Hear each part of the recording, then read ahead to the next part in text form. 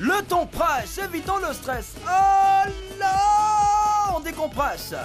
Bienvenue dans les news de madame et monsieur.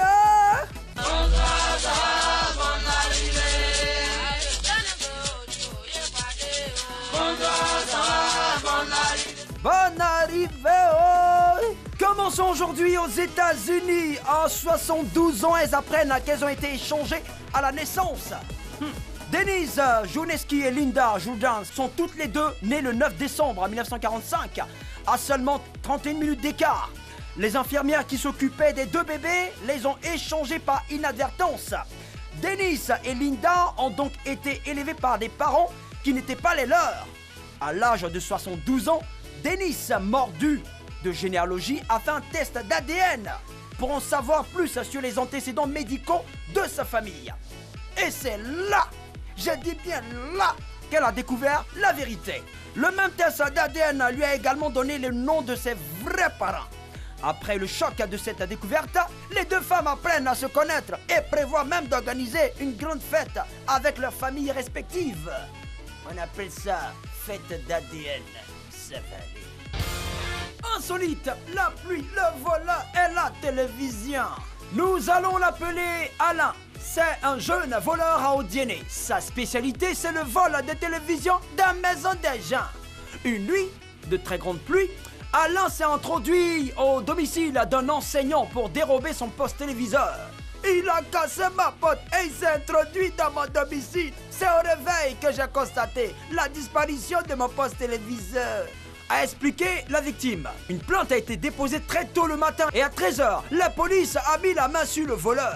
D'autres objets volés ont été retrouvés chez Alain et rendus à leur propriétaire, Alain. Fête des pères, les cadeaux sont toujours bizarres. C'est connu, la fête des pères est moins populaire et moins célébrée que la fête des mères. Cette différence serait son niveau des cadeaux que les papas reçoivent. À la fête des mères, les mamans reçoivent argent, voiture, maison, portable, pagne, bijoux, casserole, assiette, etc.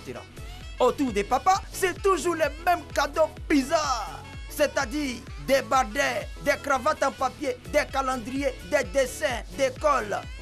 Ou c'est la maîtresse qui écrit « Bonne fête papa », des bisous demandés par maman le lendemain matin parce que tout le monde avait oublié la fête. Souvent même rien du tout.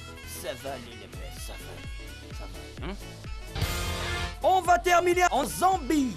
On va étudier la sorcellerie à l'université. L'université de Zambie vient de recevoir 340 000 $ pour développer un programme d'études pour sauvegarder le patrimoine immatériel zambien.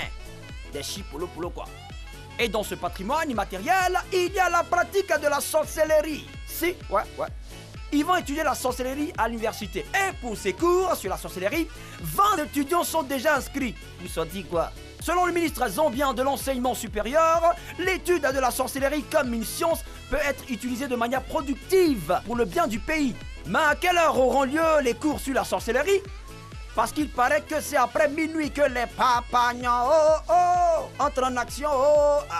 Voilà, c'est tout. Le temps presse, évitons le stress. Oh là, on décompresse. C'était les news de madame et monsieur.